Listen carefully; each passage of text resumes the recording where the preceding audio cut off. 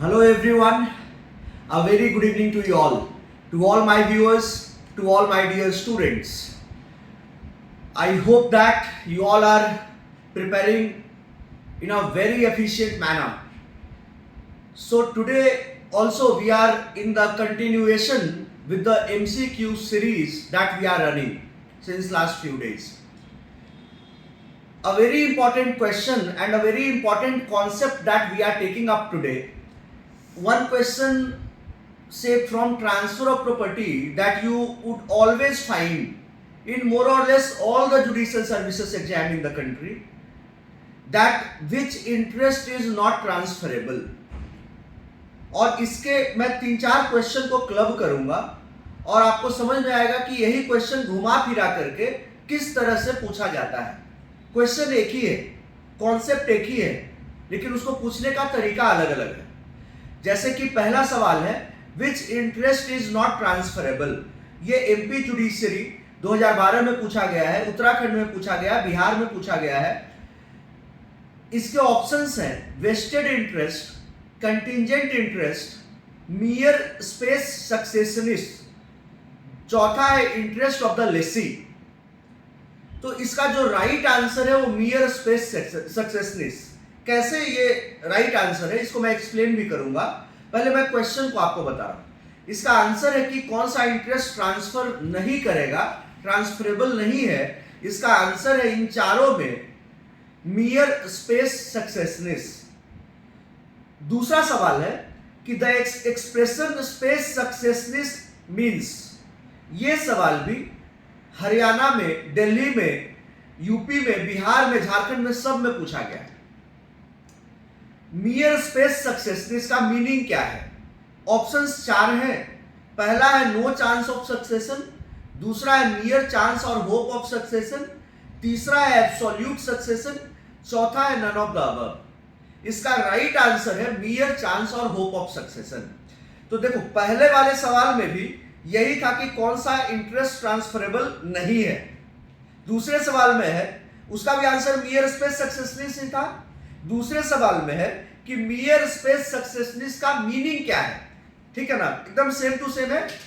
अब देखो तीसरा सवाल इसी से, that as per section 6 of the transfer of property act 1882 an easement fill in the blanks be transferred apart from the dominant heritage cannot be transferred.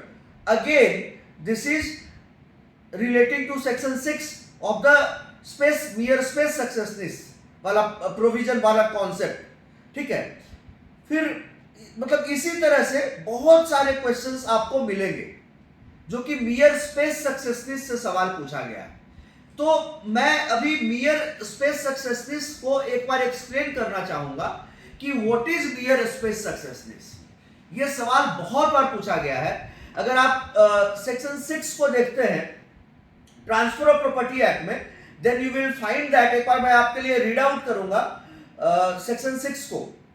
तो section 6 को आप देखते हैं जिसमें लिखा गया है what may be transferred. Property of any kind may be transferred except as otherwise provided by this act or by any other law for the time being in force. सब कुछ ट्रांसफर किया जा सकता है, लेकिन जो नीचे में दिया गया है अभी वो ट्रांसफर नहीं किया जा सकता है. ठीक है, उसमें पहला पॉइंट है मियर स्पेस सक्सेशनिस्ट का. और भी बहुत सारे पॉइंट्स है, री एंट्री का है, राइट ऑफ री एंट्री का है, easement can not be transferred from the dominant heritage, जो भी मैं कुछ देर पहले बोल रहा था. तो इसमें सबसे इंपॉर्टेंट है पहला वाला point, section 6 of transfer of property act 1882 TPA 1882 का सब क्लॉज ए कि द चांस, इसको मैं पढ़ देता हूं एक बार, फिर मैं इसको एक्सप्लेन करूंगा. The chance of an heir apparent succeeding to an estate, the chance of a relation obtaining a legacy on the death of a kinsman or any other mere possibility of a like nature cannot be transferred. अब इसको समझने की कोशिश करते हैं कि इसका meaning क्या है. इसका जो क्वेश्चन पूछा गया था कि द एक्सप्रेशन स्पेस सक्सेशनिस्ट इज तो इसका मीनिंग जो आपके ऑप्शन में दिया है, पहला था नो चांस ऑफ सक्सेशन, दूसरा था मियर चांस और होप ऑफ सक्सेशन, तीसरा था एब्सोल्यूट सक्सेशन और चौथा था नन ऑफ द अबव। चौथा था none of the above, right. अभी देखिए इसको मैं सबको तोड़ तोड़ करके एक्सप्लेन करूंगा कि मियर चांस, इसका आंसर है बी, मियर चांस और होप ऑफ सक्सेशन। अगर मैं स्पेस सक्सेसनेस को एक एग्जाम्पल देकर के आपको समझाऊं, जो कि एक्सप्लेन किया गया है एग्जाम्पल के द्वारा, कि अगर एक फादर है एफ और उसका एक सन है एस, तो फादर के लाइफ टाइम में, अगर जब तक फादर जिंदा है तब तक सन जो है, एस जो है, वो चाह करके भी जिस प्रॉपर्टी पे फादर का अधिकार है, जो प्रॉपर्टी फादर के नाम पर है, उस प्रॉपर्टी को सन किसी को भी बेच नहीं सकता। सन किसी को भी उसके ओनरशिप को ट्रांसफर नहीं कर सकता। बेचने का मतलब यही है कि once the father is alive, once the father is alive, meaning thereby that during the lifetime of the father, the son cannot sell the property, that is son cannot transfer the ownership from the father to somebody else. किसी भी और को transfer नहीं कर सकता है बेटा। अपने पिताजी के जीवित रहते बेटा ट्रांसफर नहीं कर सकता है। बात समझ रहे? तो इसमें अब देखिए और पॉइंट क्या बनता है। एक पॉइंट तो ये बनता है कि अगर फादर डाइज इंटेस्टेट तो S would inherit the property and hence it can be said that S is the here apparent. मतलब कि अगर फादर मर जाते हैं इंटेस्टेट, इंटेस्टेट का मतलब समझ रहे हैं आप, that he dies without making a will, बिना विल बनाए, बिना वसीयत बनाए वो मर जाते हैं फादर, तो उनका जो बेटा है automatically he becomes the here apparent और उसके पास राइट आ जाता है, अब वो बेच सकता है। तो यहां पर जब फादर मर गए बिना विल बनाए तो बेटा ही हियर अपेरेंट है, तो बेटा ऑटोमेटिकली उसी का चांस है सक्सेसर बनने का। इसी को कहते हैं मियर चांस और होप ऑफ सक्सेशन। दूसरा पॉइंट देखिए कि इसमें यह कह रहे हैं कि एस का जो सक्सेशन है to the property in the future is a chance. मतलब चांस क्यों बोल रहे हैं? Chance due to two main reasons. Chance है मतलब श्योरिटी नहीं है। कैसे श्योरिटी नहीं है? जब मैं कह रहा हूं कि that as succession to the property in the future is a chance due to two main reasons, मतलब इस पे क्वेश्चन मार्क है। क्यों ऐसा है इसको समझने की कोशिश करते हैं। तो सबसे पहला इसका आंसर है भैया कि जो फादर है he is the property, he is the owner of the property. तो बेटा जिंदा है लेकिन फादर साहब उस प्रॉपर्टी को बेच दिए, सेल कर दिए, डिस्पोज ऑफ कर दिया किसी भी मैनर में उसको, या फिर किसी और के नाम पर विल बना दिया, किसी और के फेवर में विल बना दिया, किसी राहुल के फेवर में विल बना दिया, या किसी रमेश को बेच दिया, या किसी भी तरह से डिस्पोज ऑफ कर दिया बेटा के रहते ही, तो क्या बेटा उस प्रॉपर्टी का ओनर बन पाएगा?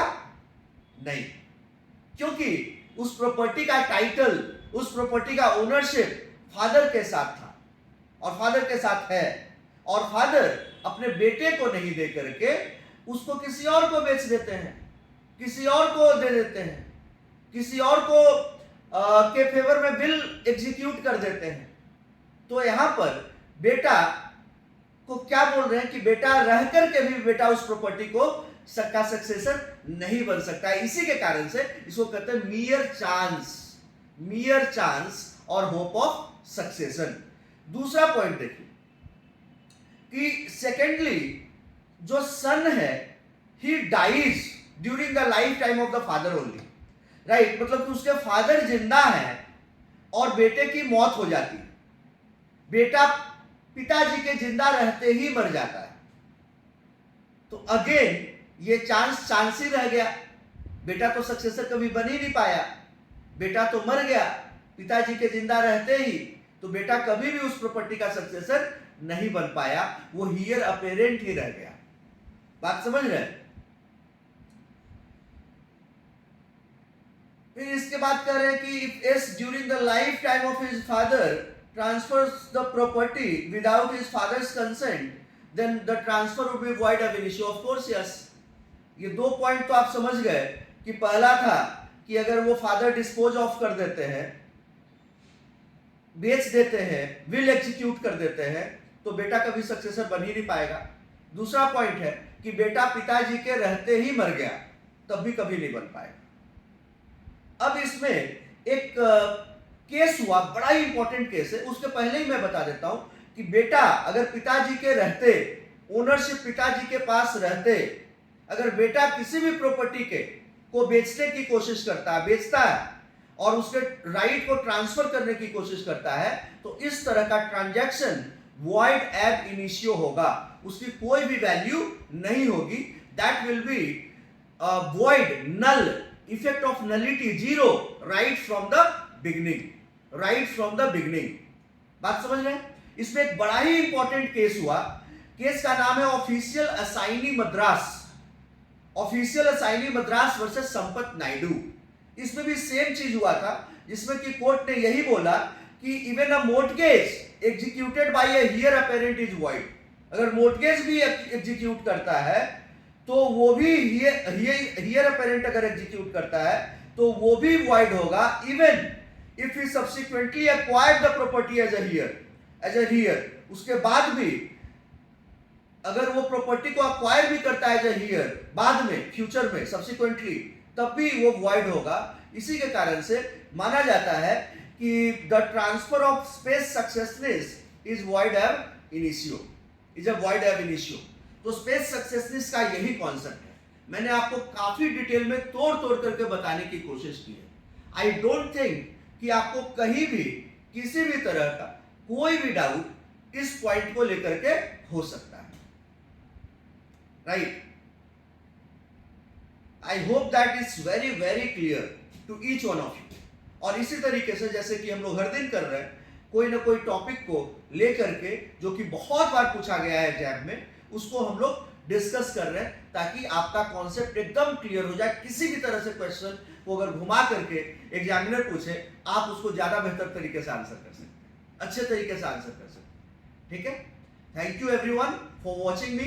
Stay tuned on our YouTube channel of Chanakya Judicial Academy and Chanakya CLAT classes for all the relevant legal updates and for the better understanding of and the conceptual legal clarity of all the subjects. Thank you everyone.